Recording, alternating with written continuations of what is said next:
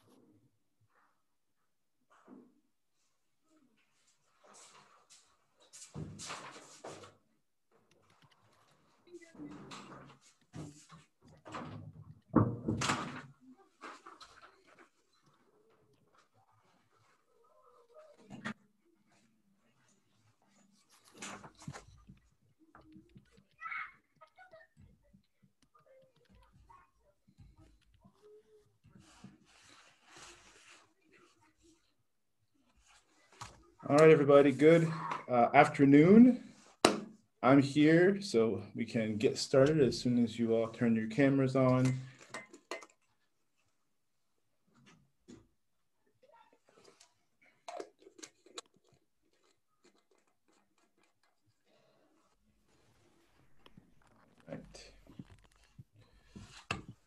So how is everyone doing today? Good. Pretty good. Pretty good. I think on Tuesday, you said that you were sort of kind of so-so. Is today a better day than Tuesday? I mean, my dad bought me coffee on his way home from work this morning, so like I had my favorite coffee. That's a win. I'm glad for you. Um, I'm going to sort of let Devin do the attendance on his end. We have lots of things to talk about today, but I did ask you all to try and read the Shibagoro, the first 100 pages. If you haven't done so, for whatever reason, and you're having issues with that, please reach out to me and we can talk about what's going on. The syllabus has the books on them, and they're also on eCampus, but I think things happen and it's a very strange time. So get in touch and we can see how we can resolve the issue. But for now, let's just get into the class. So I'm going to share my screen with you for part of the class, at least most of the class. And we will talk about your reading questions. So if you have a way to have that up nearby, that would be useful when I ask for that. Okay, so here I am sharing my screen. Hey, Professor Garrett, I have a quick question. Yes, Vincent. So for just the essay that is the outline that is due tomorrow, it's just for like just to like show that we've done it, correct? Or it's not like graded on like just the outline? Yeah, it's a stepping stone for you, like as you build your essay. So we're not going to look at it and think, oh, he didn't include this or she didn't include that. But we're going to see if you've done the reading and are trying to work towards writing the essay. So it's a completed sort of grade or not completed kind of grade. Okay. All right. Thank you. You're I welcome. also have a question about that. If we submit Yes, Ashley. the thesis, is it okay, like if when we're actually writing the essay one, if we like change it a little bit, is it okay? Oh yeah, and I even hope that you will use like the workshop tomorrow with Devin to think about how you can improve your thesis. So it's definitely a work in progress. Showing up with the raw material is the goal of the assignment. Okay, sounds good. All right. Okay, cool. All right, so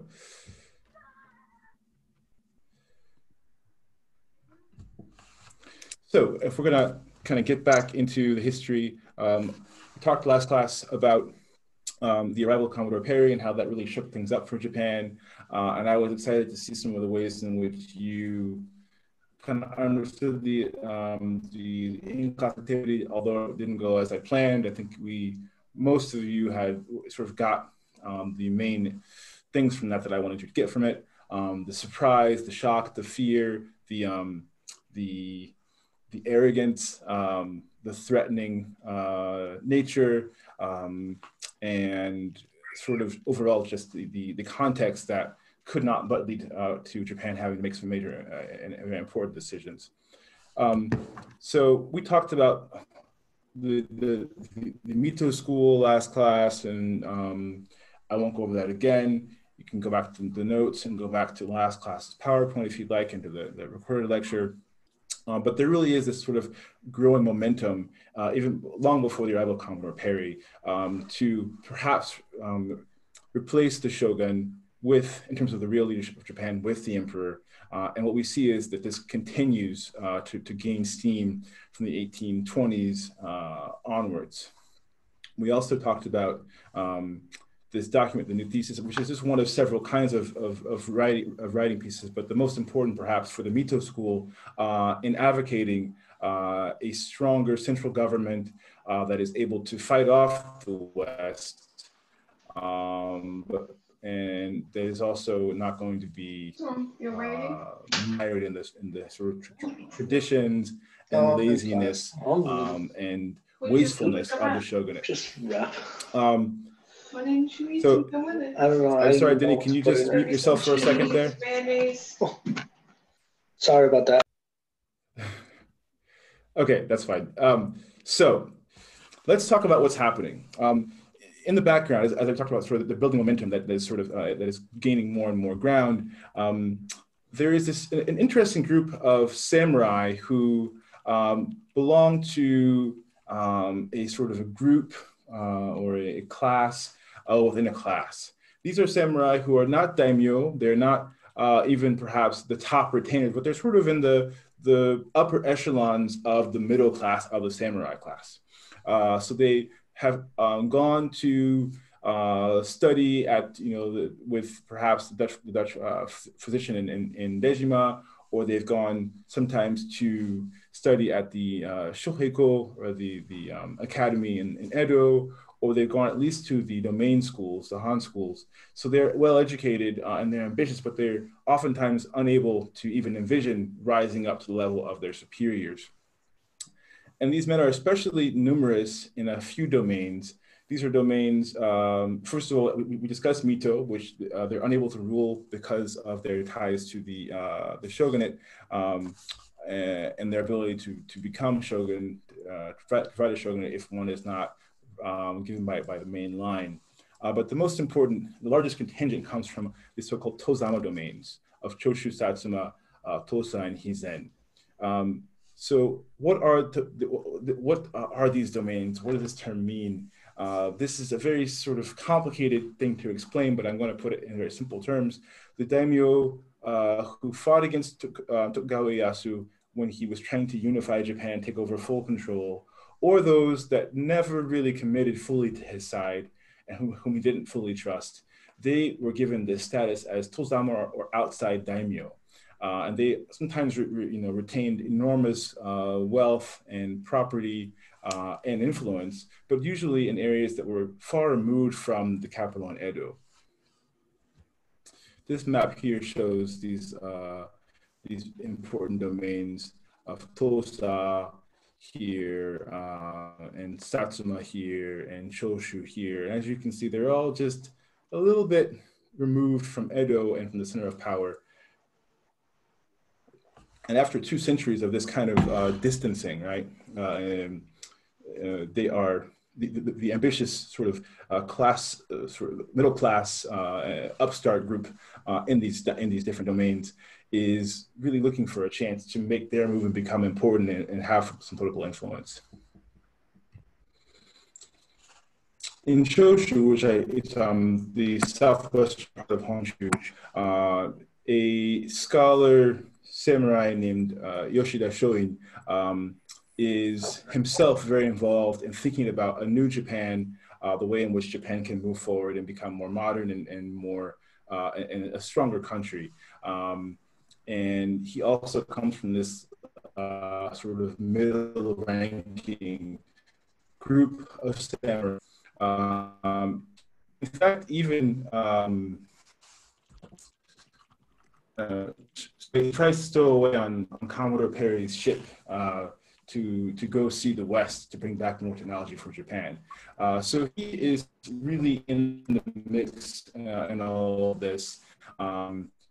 Anyway, he returns to school where he's going to sort of preach some ideology about the emperor and about how Japan should move forward.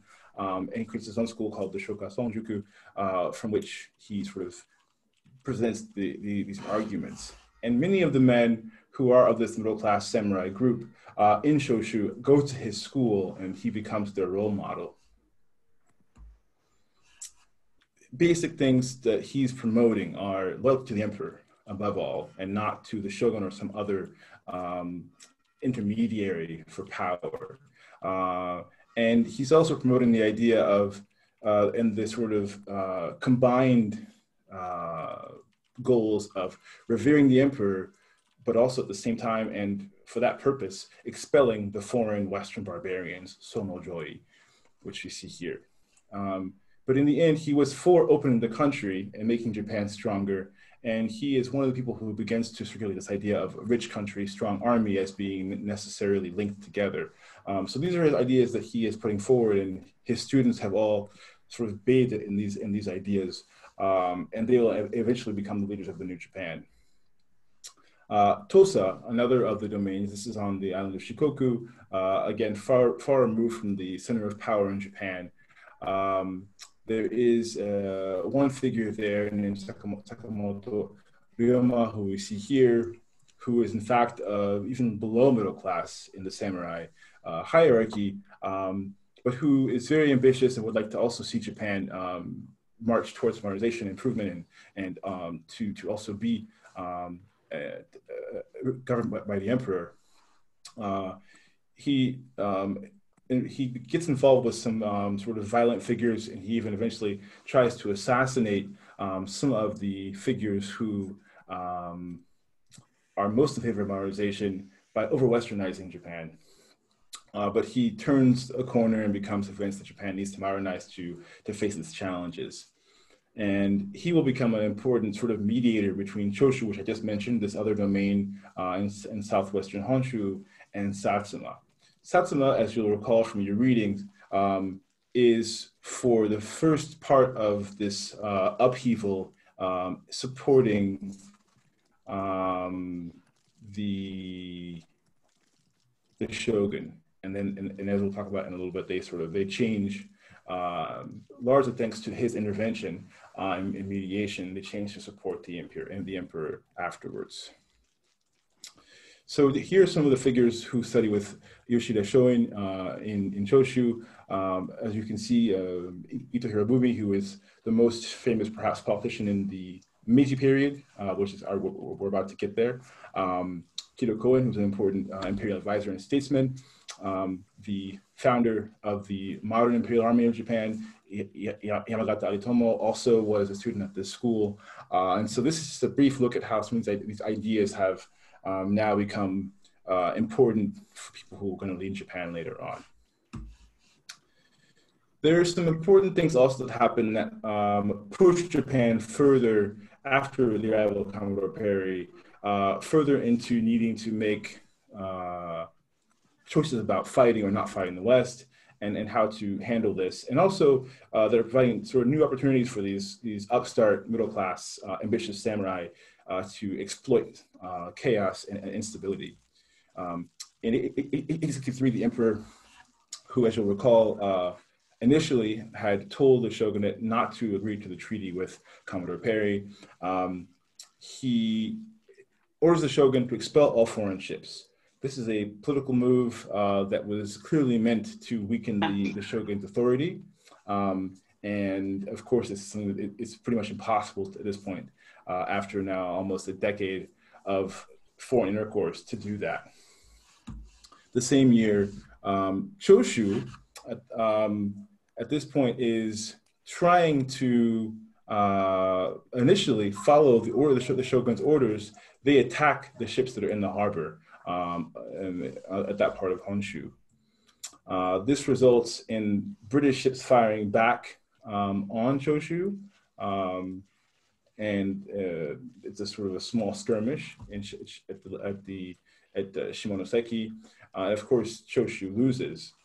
But one interesting part about this is that because of this encounter, Choshu realizes that Japan can never win against the West. And so this is the point from which they become more interested and more committed to a modernization program that will allow Japan to face the West, hopefully with the emperor and not with the shogun's leadership. The same year, we also see the Richardson's affair take place. This is a very sad story of the daimyo of Satsuma, of the Shimazu family, and his retinue were passing, and Charles Lennox Richardson, British merchant, in the area, saw them coming but did not execute the proper deference. He didn't bow, didn't look away, and the samurai retinue of the family of the daimyo, he killed this British merchant. And as you can imagine, this is just a single person, but the consequences of samurai killing a British figure like this. They were, enormous. Great Britain, on behalf of the merchant community in Japan, requested reparations and really tried to make Japan pay for what had happened. And at the same time, the Japanese, on the side of the shogunate and on the side of samurai class, were outraged that the British wouldn't try and follow their rules. This is sort of the exact application of the sort of unfair extraterritoriality that the Japanese were so afraid of when they first signed the treaty in 1858. This leads in large part to a war between Great Britain and Satsuma domain in the far south, and they too, in a very brief exchange of firing upon each other, Satsuma realizes that they also are ill-equipped to take on the West, and that Japan needs to acquire better weapons, British weapons, and hopefully to become a stronger, more modern country. In 1866, Satsuma, which has been so heavily in favor of the shogunate, acting along with Aizu as sort of the shogunate's enforcers, as far as their strongest, most militant domains, their most martial domains, or Han, and Choshu, another important domain. They, through the intervention of Sakamoto Ryoma, decide to work together to try and bring the emperor to power. Here is a picture of some of these men of high purpose, or shishi, who are plotting together with a map of Japan, thinking about how they're going to move forward. And as I mentioned last class, on the horizon, there is a choice to be made, right? There are these factions among the samurai class who are really trying to maintain the status quo, perhaps improve the shogunate, but there's a much more dynamic and much more well-connected and passionate and ambitious faction of these men of high purpose from Choshu and Satsuma, who are going to try and find a way to bring the emperor into power. So in 1867, there is a new emperor, a young emperor named Emperor Meiji. And there's also a new shogun. The new shogun, actually, who we see here on your right, is Yoshinobu, who is actually a member of the Mito domain branch of the Tokugawa family, because they had in fact run out of shoguns in the main line. So here we have Mito domain doing what it is intended to do if necessary, providing a new shogun. And as shogun, he was actually willing to step down, to negotiate, because he was, as we talked about last class, part of his sort of entire domain had been the center of debate and of intellectual fervor about bringing the emperor to power. So he was actually in favor of that, but he didn't want to sort of be completely disenfranchised and lose all of his money and be sort of put to shame. And so there is this moment where these two different groups are trying to be in conversation. The emperor or shogun who will lead Japan. Now, basically what happens is the shogun offers his resignation to the emperor, but the emperor, who's in Kyoto, will not allow the shogun to enter the city. And at this point, the forces of the shogunate, they get into a fight, which becomes a war with the forces of the emperor.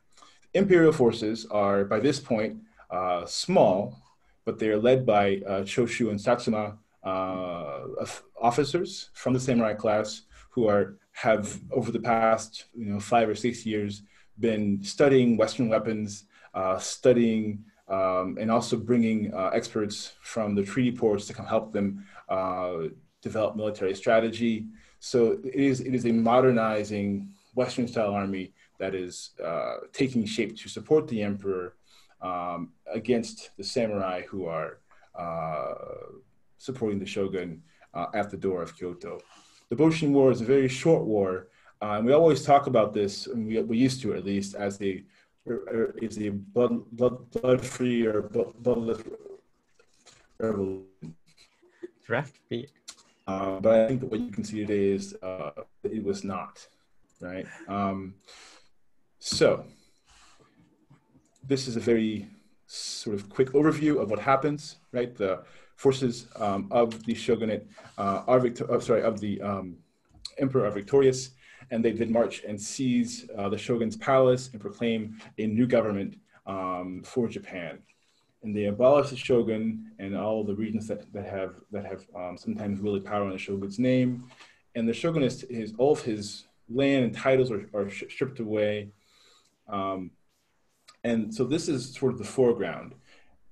But it is here when, in an effort to sort of, resign with dignity, that this first battle breaks out that becomes the Boshin War. This is a quick look at the troops and how they were moving around. And at this point, we have Satsuma and Choshu, who are the strongest military domain supporting the imperial cause. And the other domain that was left, that used to be, along with Satsuma, sort of the stronger, militarily strong domain for the shogunate, is Aizu, who we'll talk about again in a little bit. But basically what we see is that the forces of the imperial troops move up from Kyoto to Edo, and then continue to suppress remaining outposts of shogunal support all the way up to northern Japan. I just want to see what time it is. Okay.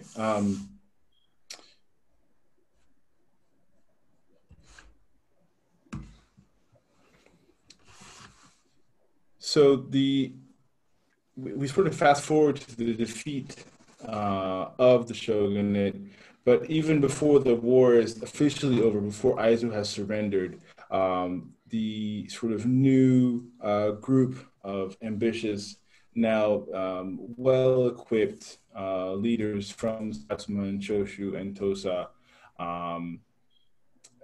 they proclaim a new country, a new name for Japan. They changed the name of Edo to Tokyo, which means Eastern capital. And they also begin to move the emperor from his ceremonial location in Kyoto to the center of political and economic power of Japan, which is Edo, now Tokyo. One of the things that I want to talk about, and I think there were some questions about this actually that students had asked in the chat, and I wanted to deal with this, was what happened with religion here? How is that involved in all of this? And this is actually also tied back to the relationship between the sort of the Chinese mind and Japanese indigenous culture and Buddhism that have been so important, right? And the ideologies undergirding this new revolution, a line going from Motoori Norinaga all the way up to the revolution itself, the Meiji Restoration. In Japan, during the Edo period, Buddhism had it all, right? They had government funding because they were essentially the census keeper for the country, and because they were the place where the government could post all the information people need to see in Japan.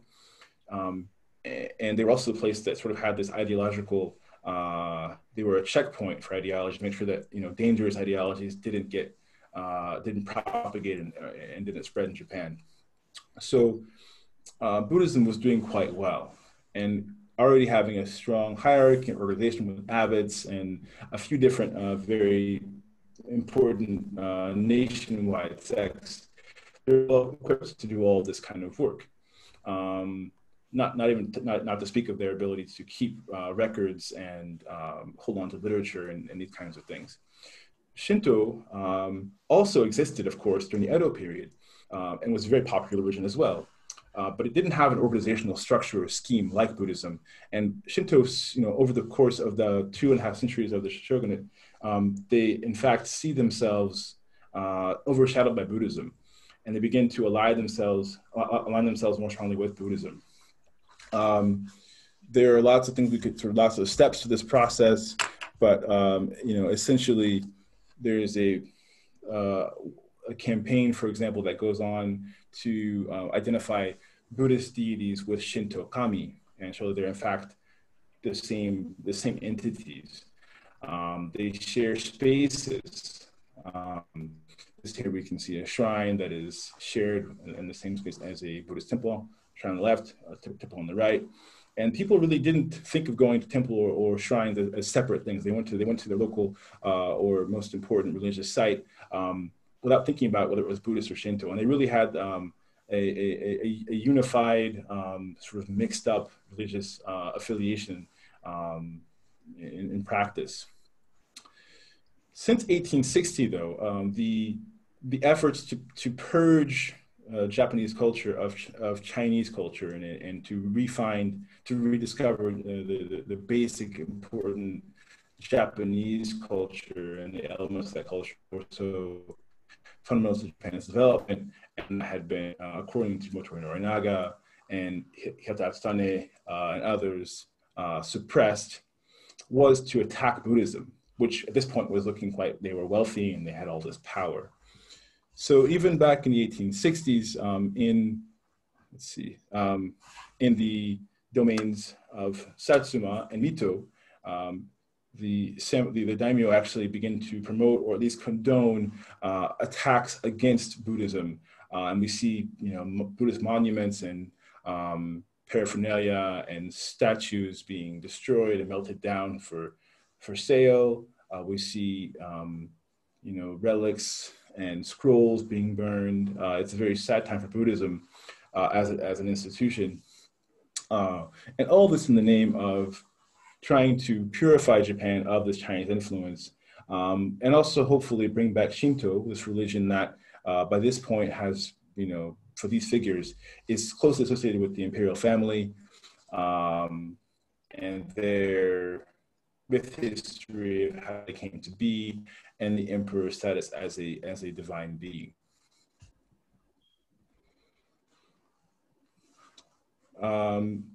So I guess I'm going to get towards the end here of these slides here, but I mean, basically the Choshu leaders begin to turn this military that helped to bring them to power into an actual army, an actual military in 1872, and it officially becomes a conscript army in 1873. And the people leading this are the same ones that fought for the emperor and against the shogun in 1868 and 69. Omura Masajiro, another Choshu figure, is a leader in this movement. I'll also mention that the people of Japan were not ready to go be conscript soldiers, right? They were not excited about this prospect. And so we do see significant rebellion, and they call it a blood tax, and they're rioting all over Japan trying to avoid having to give military service. But they are outvoted and outmaneuvered and coerced, and eventually this army does become very powerful and effective, and a national imperial army. Another important thing that's happening as these samurai create this conscript army and a professional national military is of peasants, for the most part, along with officers from the samurai class, is the samurai class is losing its sense of identity and purpose. What purpose do they have, right? If you go back here, Satsuma, for example, was never really on board with the conscript army project. And this is a point where they, in fact, are they diverge in perspective from Choshu and begin to have some disagreements. So the program that these samurai enact is actually one that's going to undo the samurai as a class. From 69 to 70, the daimyo are going to give their lands back to the emperor to show the people of Japan the emperor is indeed the one who is in charge of Japan, and that the shogunate's handling of things is over. In exchange, they're going to giving government salary, so a small tax income from the government, and the daimyo will become governors of prefectures. The other samurai, of course, don't have as natural or profitable as a transition. And they, as you see, hopefully in the book that you're reading for your essay that's due on Sunday, they suffer quite a lot during this transition. In 1821, the emperor, with the help of his advisors, who are mostly from Choshu domain, abolishes the domains system, the domains which provide the koku, or the kokudaku, like the rice-based salary for the samurai class as a whole. So they lose their lands, and then they lose their income as well. The domains become prefectures, and the daimyo are shifted from being governors to retiring, but these other people, as I mentioned before, are not doing so well. And then the process from 1871 to 1876 is a sort of an onslaught of moves to take away samurai privileges, of carrying swords, of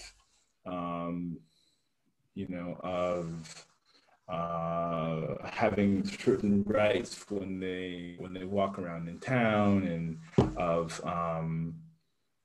being given preferential treatment at establishments. All these kinds of things are going to just be taken away one by one over this 6-year period. Conscript Army is a modern westernized army, largely based on the Prussian military, but with lots of influence from the French and the British as well. And it will become effective at bringing the various elements who are opposing this movement towards modernization. It will be effective at putting them down. I'm sorry, sir. Did you say Prussian or Russian? Prussian, not that. Okay. Prussia, yeah. During the transition of even during the war itself, as the war is still going on, the Boshin War, the emperor and his closest advisors, he's actually quite young at this point, right, the emperor, so he's actually a teenager, but his advisors and he give a message to members of the imperial court who are now assembled, of what they would hope to accomplish for Japan. And this is going to be called the Charter Oath, which they proclaim, and the emperor proclaims this, and then his top ministers will then read it to the imperial ancestors. That's actually a big to do. But anyway, I want to go over what these important elements of this Charter Oath are. There are 5 charters. The government of Japan commits itself to establishing deliberative assemblies. A little wait for water.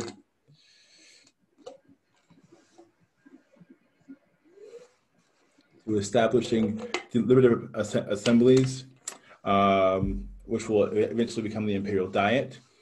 They commit themselves to unifying the classes of Japan. So getting rid of the sort of segmented society that had classes and people were sort of separated by class. They commit themselves to liberating classes as well, so that if people are in a lower or higher level society, they can just have this sort of ideal of, they can realize the ideal of upward or perhaps downward mobility.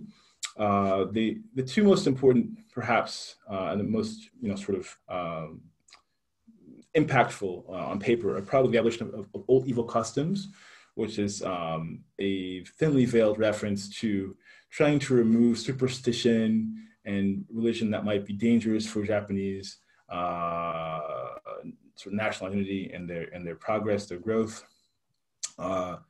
This is part of why the aftermath of the Charter Oath includes a nationwide campaign to destroy Buddhist temples and Buddhist patrimony.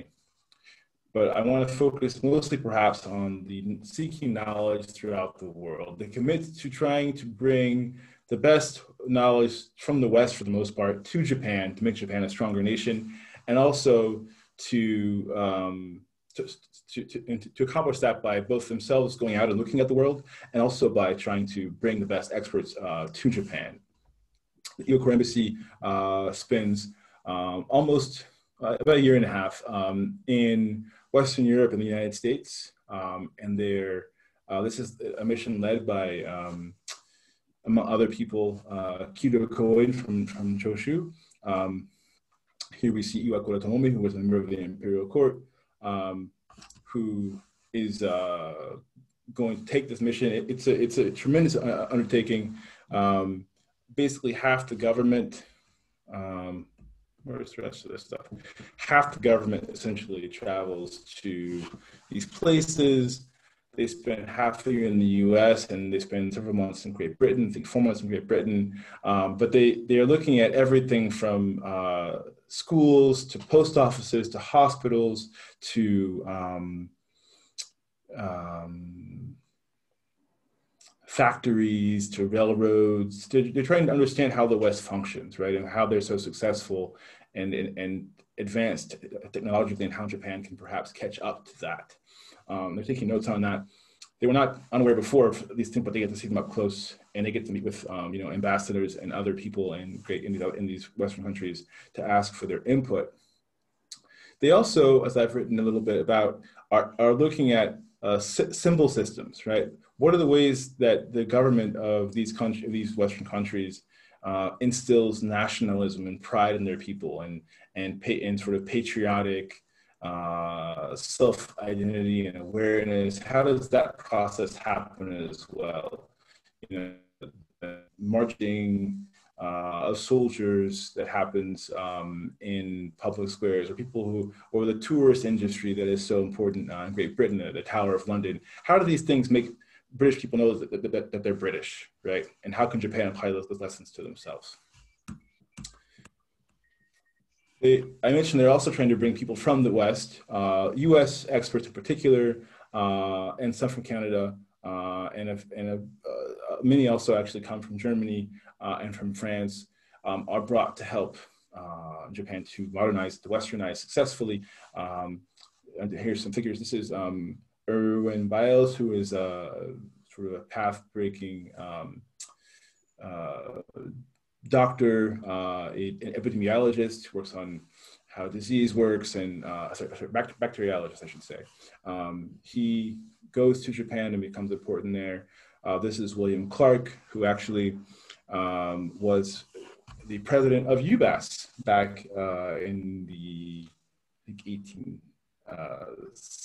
1860s, then called Massachusetts Agricultural College. They bring him to help create a sort of service learning extension center for students in Hokkaido that now is Hokkaido University. But his students become also very important in Japan during the Meiji period as well, with newspapers, but also with farming and things tied to agriculture and other things as well. This is actually a figure who this is a French figure who's he's involved with helping Japan to rewrite its civil code and have a system that is able to protect civil liberties but also identify the civil rights of people in Japan. And this is another figure. This is an American named Leroy Lansing James, who was brought over to teach at a school in Kumamoto, to teach. These are students who belonged to the pro-shogunate forces side of things and are trying to find their way forward in society now. The school in Kumamoto was a school for Western studies, and he teaches students there who also, again, become important in Japan in journalism and politics, as well as religion. So these experts are just a few, but they're, are there are hundreds of these foreign experts, or in Japanese, the word is oyatoi, who come, and they really sort of, they infuse Japan with just an abundance of knowledge about the West, and exposure to Westerners as well. One of the things that the Iwakura Embassy makes very clear to the Japanese is that education in Western countries is the pathway for anyone who begins to try and do this to achieve success. And they're reading books by Samuel Smiles, who writes a book called Self-Help. They're reading books now in English about the sort of the mentality of push yourself up by your bootstraps, and by how do you as a society become more civilized, and who are still in Japan, the half the government that's still in Japan, establish a national education system. This will cost about 10% of local taxes. It's a new local tax at 10% that is levied, that's required to create the system. And they also pass a National Education Act in 1872 as well. And this is a very effective tool for educating the country, but also for socializing the country. And that people are, I'll get into that more as we move along in the class. But the schools are going to be an important element for transmitting important, values about the nation and sort of Japanese identity, as well as promoting the right kinds of sort of civilizational thought about what it means to be. About sort of how Japan can catch up with the West, and about what kinds of figures, about what material people need to know in order for Japan to become more advanced.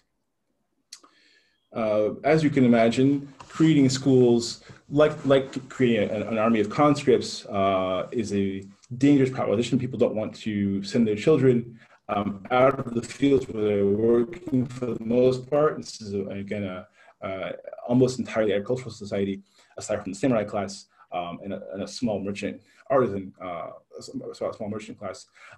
So they resist that, right? They resist this effort to create schools and force people to go to school. And this is a school building from the 1880s. They actually, throughout the country over the course of the first 2 years, burn many of these schools down. This is a meeting before villagers were going to go burn down a school in Honshu. But anyway, so there is resistance, but in the end, this does work, right? And the picture here shows girls going to school. It was an unprecedented opportunity for girls to study, as well as for boys. And education was compulsory for 4 years, and then for 6.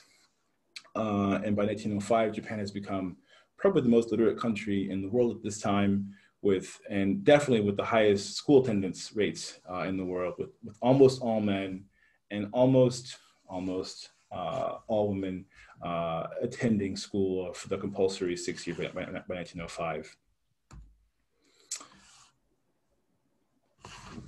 Money is also an important thing, right? As this new country is trying to get to find its feet, and taxes that are needed for the new military are not economic, but taxes that are needed for schools and railroads and all kinds of things are going to quickly be levied, but they're also going to quickly draw criticism and resistance from the people of Japan. So the process of trying to get more tax revenue for Japan begins with a land survey in 73, and then a land tax for those who own property. And then in 74 and 75, they're finally able to finalize to establish a national currency that's uniform, with the yen being the Japanese currency with a uniform value. There are other kinds of money that are floating around that are going to have to be devalued vis-a-vis the yen for this to work, and that process happens. In 1882, the Bank of Japan, the National Bank of Japan, is established as well. And from 1878 on, you have to not only, in order to possess land, you have to be able to produce a title of ownership over land registration. And this is an important thing that's very capitalist, very Anglo-American in its approach, and also it's effective at creating a new landed, well-documented system for land ownership. And just privileging those who might have had to share common land for grazing animals, or who might have shared common land to access water. Those kinds of things are going to go away as people are forced to actually own land if they want to use it.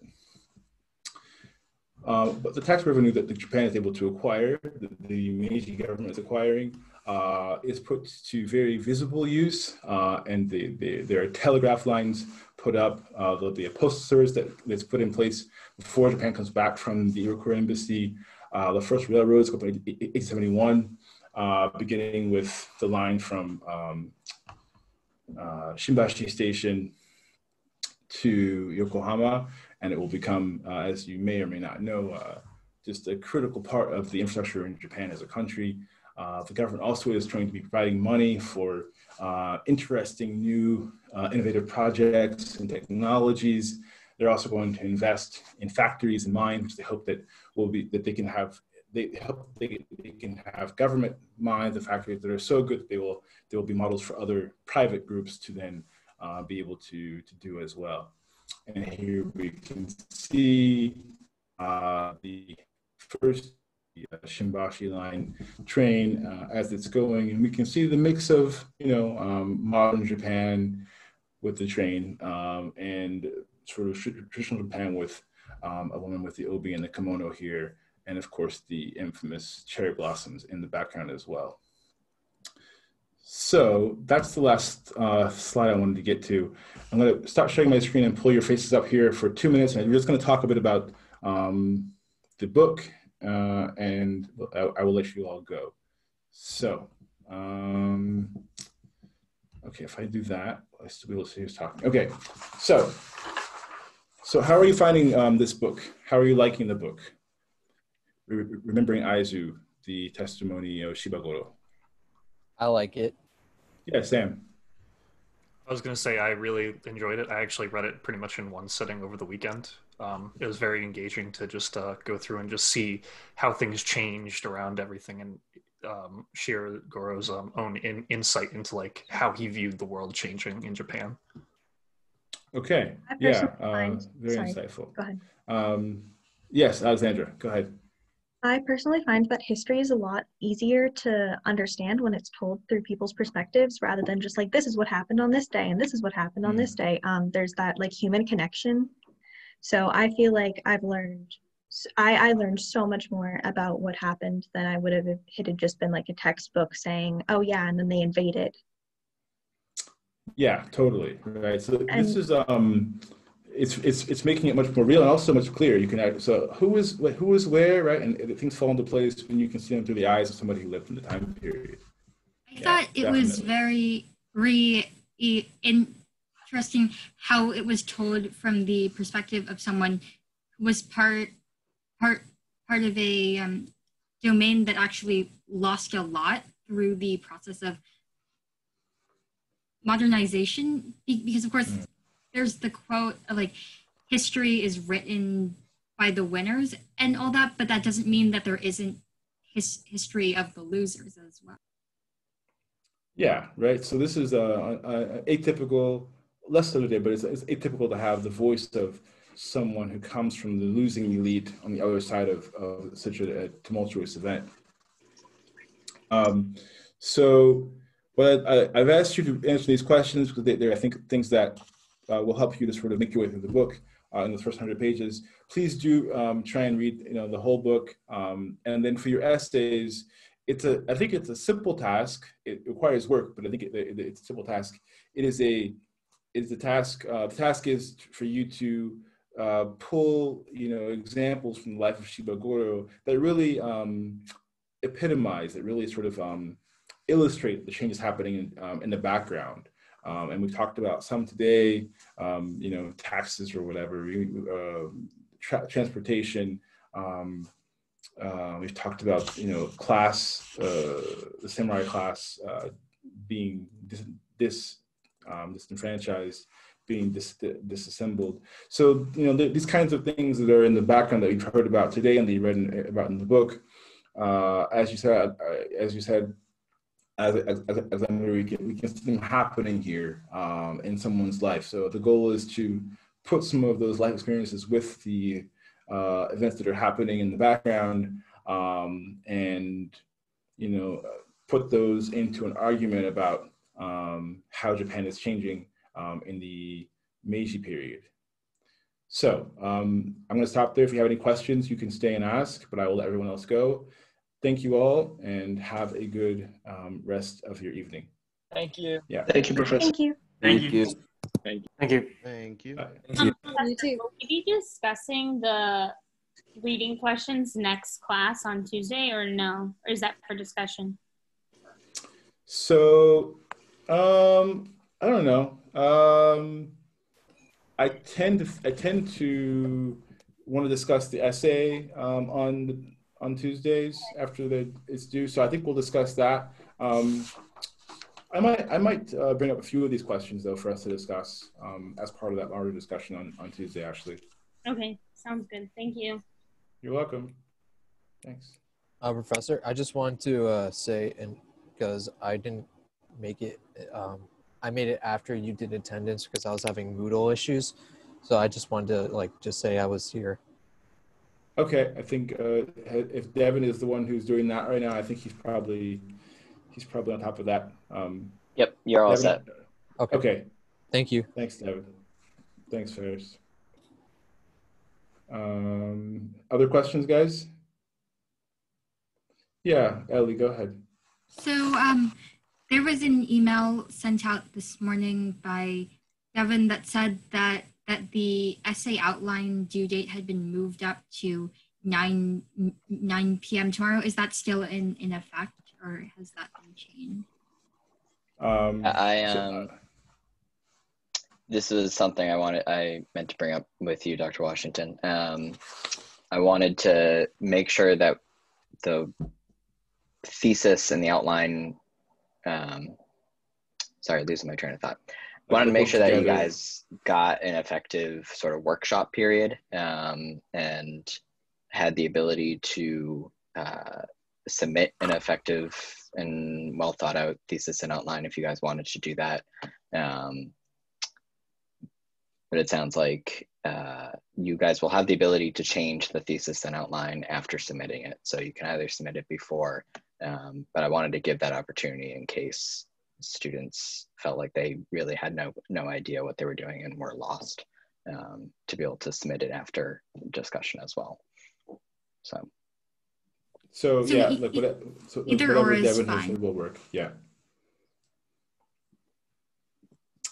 So I think either or is fine. I think it's, students should try and come having thought about what they want to write about, and that way it'll be more useful for them as a workshop. And if you're able to have a sentence that you can work from, that's the best. But if you can't, I think that this other deadline, especially with the outline part of it, can be a second option. That's fine. Okay, thank you very much. Yeah, sure. Other questions, anybody? Yeah, I had two questions. One is about for the first question on the reading questions. It was, who did the Aizu side with between the shogun and the between the shogun and the emperor? In reading it, I mean, Goro says that the Aizu praised returning the power, but then in the beginning it seems like they did support the shogun in the initial one. Is that what you were going for, to show the disconnect between what happened and what people perceived at the time? Was that the point between the two questions?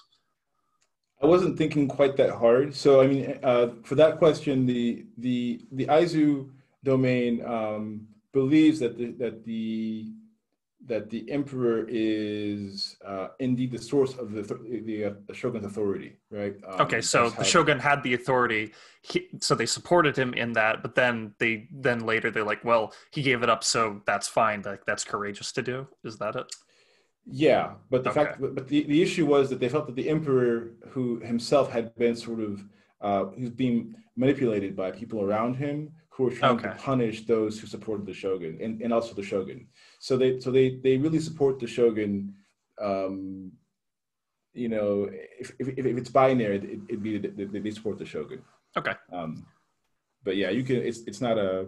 Yeah, question that- I thought it was just like that was like the one like first question. I'm like I'm looking at it, I'm like, but it's like one thing that. But I see what you mean now by how you viewed it.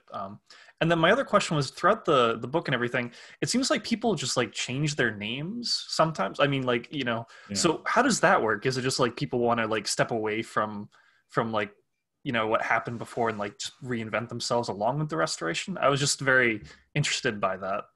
That's exactly it. It's really about reinvention. That's a good question. So people at this point in time in Japan, they are changing their names for different life phases. Sometimes when they retire, for example, they might become a monk. They'll change their name, but people often change their name when they change circumstances. When they become a higher ranking samurai, or sometimes they'll marry into a family that doesn't have a male heir. They'll take that family's last name, so to speak, but they'll also change their first name because it sounds better. So it really has to do usually with changing circumstances, or sometimes with ambitions of changing of improving your circumstances as well. Okay. So, yeah, all right. Thank you. Question. Sure. Other questions? No. Okay. Good. All right. So thank you all, and I will see you on Tuesday. Have a good weekend, Ellie. Thank Bye. you. Bye. Thanks. Bye, Devin.